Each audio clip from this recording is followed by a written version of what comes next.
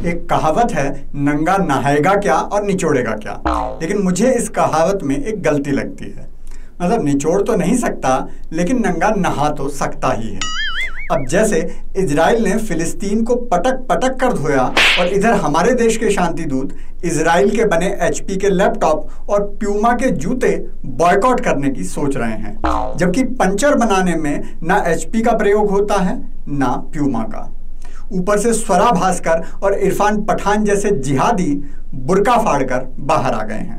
मतलब निचोड़ने की बात वो कर रहा है जिसके पास नहाने को लोटा तक नहीं है। तेल लगा के डाबर का, पहन की टोपी नाइक की, झड़ी लगा दो लाइक की। हेलो और नमस्कार मित्रों। किसी सेकुलर जमात वाले ने कहा है रमजान में राम है और दिवाली में अली है, जो कि सरासर झूठ है।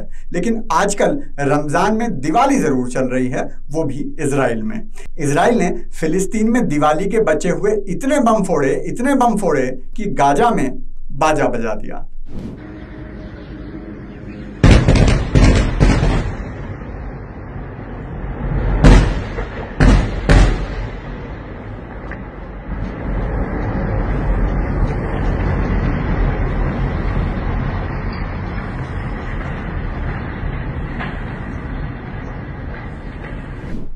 अभी 2 दिन पहले उन्होंने लठमार होली भी खेली थी। इस गोलीबारी से जो चीख निकली उसकी प्रतिध्वनि, हिंदी में बोले तो एको, भारत में भी सुनाई दी।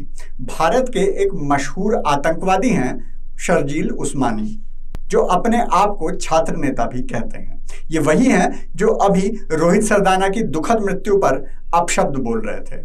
अब क्योंकि इजराइल के सामने आते ही 72 हूर वाला पैकेज मुफ्त मिलता है, इसलिए वहां वो बदले की नहीं बॉयकॉट की ही बात कर सकते हैं। तो शर्जील ने फटाफट गूगल किया कि इजराइल क्या बनाता है। उसे मिला कि लैपटॉप बनाने वाली कंपनी एचपी और जूते और कपड़े बनाने वाली कंपनी प्यूमा को बॉयकॉट कर सकते हैं।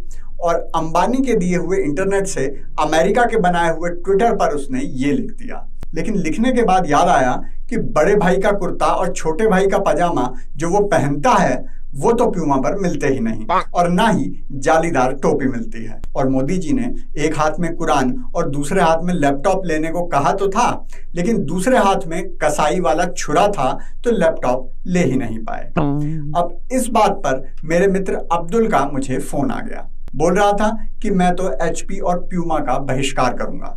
पूछ रहा था कि मुझे पाकिस्तान, इराक या फिलिस्तीन का बनाया हुआ कोई लैपटॉप बता दो, मैं वही खरीदूंगा। मैंने कहा मैंने तो ऐसा कोई सुना नहीं, गूगल से पूछ। बोला मैंने गूगल किया था तो उत्तर आया औकात में रहो। फिर मैदान में आई स्वरा भास्कर। उन्होंने कहा कि इजराइल एक आतंकी देश है। उसके बाद इजराइल को संबोधित करते हुए कहती हैं कि अगर भारत के राष्ट्रवादी आपको समर्थन कर रहे हैं तो आप कुछ गलत ही कर रहे होंगे। साथ ही बहन जी ने 10 साल पहले के फोटो शेयर की जब वो खुद साक्षात गाजा गई थी। दुख की बात है कि इजराइल को तब पता नहीं चल पाया। वैसे तभी कहूं गाजा का बाजा क्यों बजा हुआ है। उधर बुझ चुके दिए इरफान पठान, जो आईपीएल के रद्द हो जाने के बाद एकदम से बेरोजगार हो गए हैं, कह रहे हैं अगर आप में थोड़ी सी भी मानवता बची है तो आप उसका बिल्कुल भी समर्थन नहीं कर सकते जो फिलिस्तीन में हो रहा है। अब मजे की बात यह है कि जब देश में बंगाल के अंदर इनके रिश्तेदार हिंदुओं की हत्या कर रहे थे तो इन्हें मानवता याद नहीं आई, लेकिन जब फिलिस्तीन में इनके दूर के रिश्तेदारों को फूल बरसने शुरू हुए तो आ गए आंसुओं का टोकरा लेकर। उधर भारत की जनता ने इजराइल का समर्थन शुरू कर दिया है। लोग दुनिया भर को इजराइल से सबक लेने को कह रहे हैं। कैसे एक छोटा सा देश इतने सारे शांति प्रिय देशों से घिरा हुआ भी अपने स्वाभिमान और अपनी जनता की रक्षा के लिए डटा हुआ है, ये इजराइल से सीखने की जरूरत है। चलो एक बार सही गलत को भी छोड़ देते हैं, ये देखते हैं कि भारत को किसके साथ खड़ा होकर फायदा है। उस इजराइल के साथ जो उसे रक्षा उपकरण से लेकर सिंचाई की टेक्नोलॉजी में मदद करता है, या उस फिलिस्तीन के साथ जिसके समर्थक भारत में इजरायली दूतावास के आगे बम फोड़ देते हैं, उस इजराइल के साथ जो कोविड के खिलाफ इस लड़ाई में भारत को ऑक्सीजन सिलेंडर, वेंटिलेटर और दवाइयां भेजकर सहायता करता है, या उस फिलिस्तीन के साथ जिसने आज तक भारत को दंगों के अलावा कुछ दिया ही नहीं है।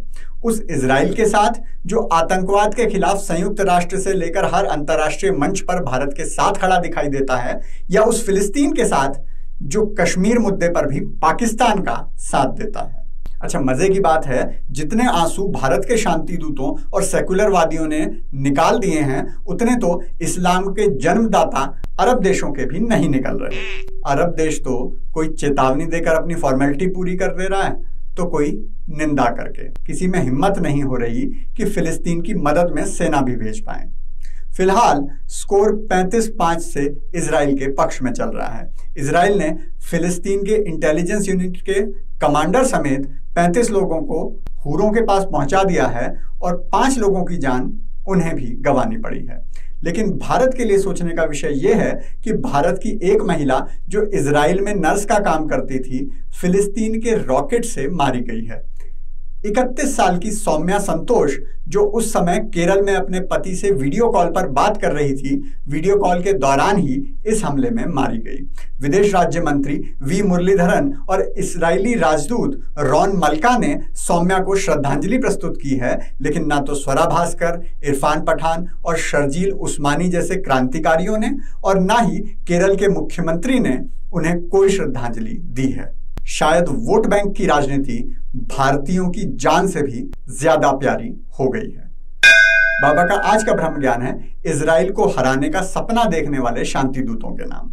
अरे इजराइल की सेना तो क्या, इजराइल का झंडा भी खुद तुमसे निपटने और तुम्हें निपटाने के लिए काफी है।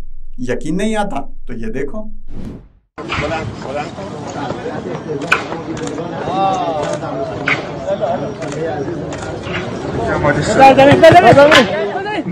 अगर आप भी इस युद्ध में इजराइल के साथ हैं तो कृपया लाइक, शेयर, कमेंट और सब्सक्राइब जरूर करें, क्योंकि खुशियां बांटने से बढ़ती हैं।